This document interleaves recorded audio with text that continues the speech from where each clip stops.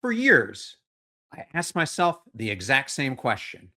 Who do I want to become? Recently, I've realized I've been asking the wrong question all along. The question that changes everything isn't who you want to become, it's this: who benefits if I never evolve? Welcome to Passion Struck. Hi, I'm your host, John R. Miles, and on the show, we decipher the secrets, tips, and guidance of the world's most inspiring people and turn their wisdom into practical advice for you and those around you. Our mission is to help you unlock the power of intentionality so that you can become the best version of yourself. If you're new to the show, I offer advice and answer listener questions on Fridays. We have long-form interviews the rest of the week with guests ranging from astronauts to authors, CEOs, creators, innovators, scientists, military leaders, visionaries, and athletes. Now, let's go out there and become passion struck.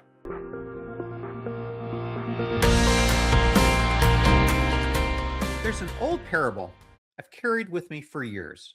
You may have already heard some version of it, and if you have, stay with me, because I don't think we've actually gotten to the real lesson in it yet. And if you haven't heard it, good. Just let it happen to you. Picture a small hospital room. No decoration, no view worth mentioning. Two beds close enough that the men could hear each other breathing at night. Both were seriously ill. Both had been there for months, and both knew, without saying it out loud, that they might not be leaving. One bed sat next to the room's only window. The man in it had a lung condition that required him to be propped upright for exactly 1 hour every afternoon to help drain the fluid from his chest. For that 1 hour, he could see outside. The other man couldn't. His illness kept him flat on his back around the clock. He couldn't even turn his head far enough to catch the daylight on the wall. So, every afternoon, at the same hour, the man by the window would ease himself up, look out through that glass, and start talking. He described a park just beyond the hospital grounds, kids chasing each other across the grass, a mother pushing a stroller, an old man throwing bread to pigeons. He described a lake past the park with a pair of white swans gliding across it like they had nowhere else to be. He described couples walking arm in arm under trees just starting to bloom. On clear days, he said he could see all the way to a stretch of water where sailboats leaned into the wind, and past that, a skyline that caught fire every evening when the sun went down. Every detail, every single day. The color of the light, whether the swans had come back yet, what the kids were playing that afternoon. And the man, flat on his back, started living for that hour. It became the best part of his day. Some days, the only part worth getting through the rest of the day for. He'd lie there in the mornings, already looking forward to it. He built the whole outside world in his mind from another man's voice, one afternoon at a time. Then, one night, without warning, the man by the window died in his sleep. The next morning, once the staff had come and gone, the surviving man made a request. Could he be moved to the window bed?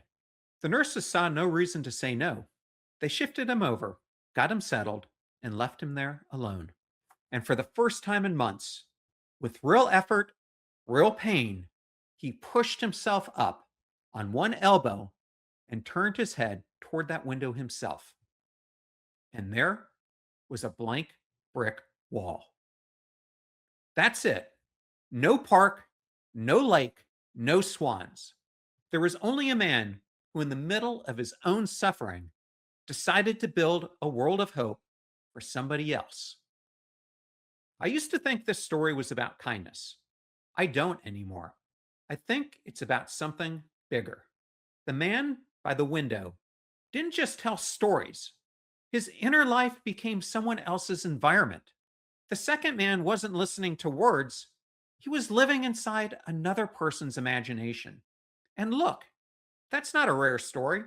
It's an ordinary one because it's happening right now today in your house, not in hospital rooms, in kitchens, in marriages, in boardrooms.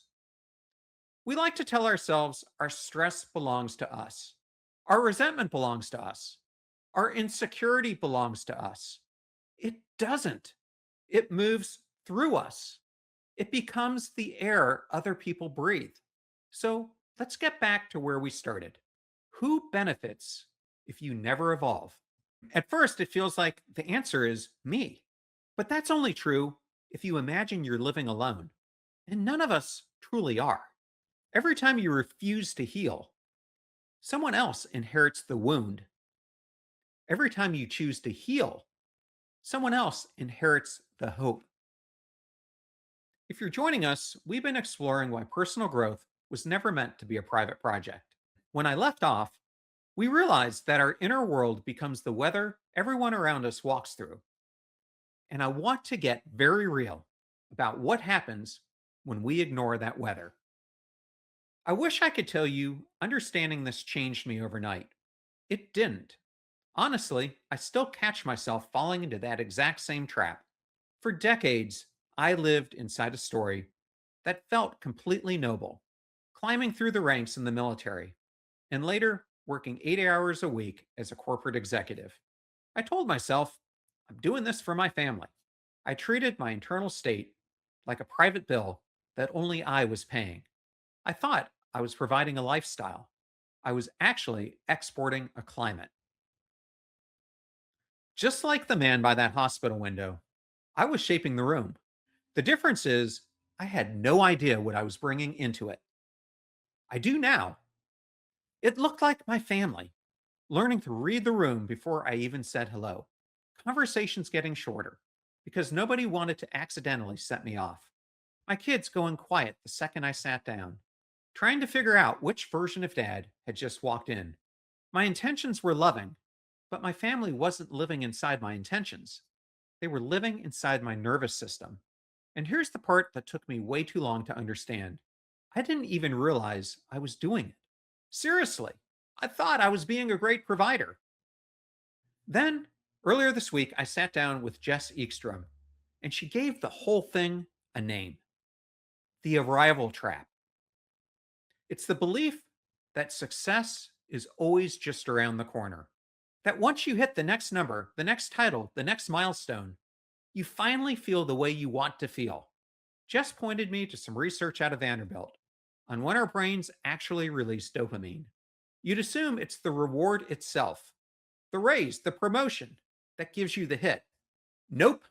The spike happens in anticipation of the result, not at the result, which means the moment you've been white knuckling toward almost never delivers what you told yourself it would. Jess put it in words we've all said to ourselves. Once I get through this month, I can relax. Once I hit this number, I'll feel safe. Once I live in this neighborhood, I'll feel like I made it. And the second you arrive, you're already reaching for the next quote unquote once I. You train yourself to delay joy indefinitely, and you drag the people who love you into the waiting room of your life along with you. I'd actually gone into a conversation with Arthur Brooks already thinking about this. I'd read something he'd written about a reverse bucket list, and I wanted him to walk me through it. So I asked him, Arthur, why is a normal bucket list, the thing everyone's supposed to want, actually working against us?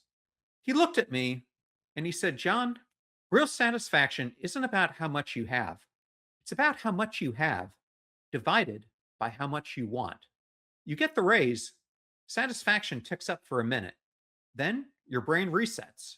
Your wants quietly expand to match your new haves. And you're right back where you started, just at a higher altitude. Social scientists call it the hedonic treadmill. You can feel it speed up every time "that's amazing" turns into "okay, but what's next?" That was exactly the trap I was living in. I thought I was managing my stress. Looking back, I was hiding behind my performance, betting that the next achievement would finally let me exhale and let my family exhale with me. So here's what Arthur actually does with that reverse bucket list. On his birthday, instead of writing down everything he still wants, he writes down the wants that have quietly been running his life. More followers, more money, more influence. And he crosses them out one at a time. Not because he'll never want those things again, because he's decided in advance he'll be fine without them. He told me it moves the want out of the reactive animal part of the brain and into the part that can actually think something through. You don't stop being ambitious. You just stop needing the outcome to feel okay. Since that conversation, I've started doing my own version of that list. And honestly, it's the closest thing I found to turning down the climate I export at home. Because the once I list and the reverse bucket list cannot both run your nervous system at the same time. One keeps you reaching past the room you're standing in, the other actually lets you be in it. Your family doesn't need your next achievement, they need the sanctuary of your presence. There's a second version of this trap, and it doesn't come from ambition at all. It comes from a number. Talking with Guy Kawasaki yesterday, we got into what happens once human worth starts getting measured by things like likes, followers, and engagement, and what that does to a kid who gets handed a phone before they're even 10. I threw out my theory that technology is amplifying people's fear that they don't matter. Guy pushed back, and I think he was right to. He didn't think tech was amplifying the fear of not mattering. He thought it was quietly rewriting what mattering even means. For a lot of young people now, mattering means followers. Guy told me flat out he'd take 15 or 20 genuinely good friends over 15 million followers any day of the week, even though he himself has a few million.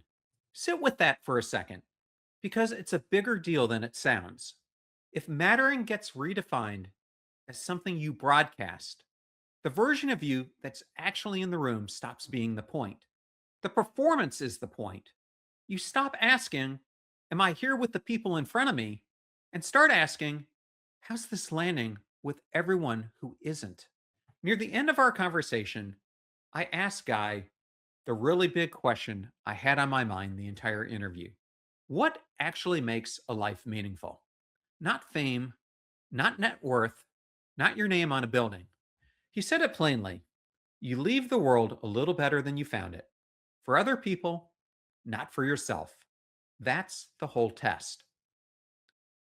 Line that up next to the arrival trap and the reverse bucket list, and they're all pointing at the same thing from three different angles. The room in front of you, your family, your team, the people who actually live with your presence, can never outcompete an audience you can't see. If you let it, the broadcast always wins because it's louder and it never stops asking for more. But the broadcast doesn't inherit your nervous system. The people in the room do. At this point, fair question. John, this is a nice idea, but does what's going on inside me actually change the physical reality of the people around me? Here's where it stops being a metaphor. For 85 years, Harvard has been asking one question: what actually makes a good life? The Harvard study of adult development has followed hundreds of people across their entire lives. And when I asked the study's director, Dr. Bob Waldinger, what surprised his own team the most, it wasn't the finding about health habits. Everyone expected that one. It was that our connections with other people help determine how long and how well we actually live. Warmer relationships predicted lower rates of disease later in life and longer lives, period. It surprised his team so much they didn't believe the data at first. They spent years afterward just trying to figure out how a relationship could physically get inside a body and change the way it runs. One thread from that conversation has stuck with me: loneliness. It's this deeply personal thing. You can feel lonely in a full house or perfectly content living alone on a mountain, but it's turned out to be one of the strongest predictors of health we have. People who feel more isolated than they want to be show worse mental and physical health and their brains actually decline sooner. It's common enough that the UK actually appointed a government minister for loneliness. And Waldinger made a point of telling me it doesn't spare anyone. A Gallup survey he cited found that roughly half of all CEOs reported feeling lonely. I know I felt it myself when I was a CEO. It reaches every level of a life, no matter how full that life looks like from the outside.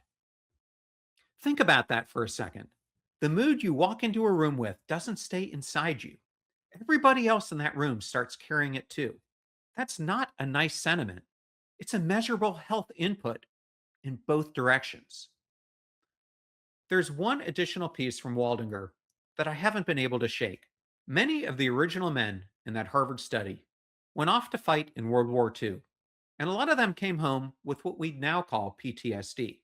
Things like nightmares, flashbacks, with no way to talk about what they'd seen. But the study found that the ones with good marriages and close friendships, they were buffered from the worst long-term damage that trauma and war does. Warm relationships didn't just make people happier, they changed how trauma actually lived in the body.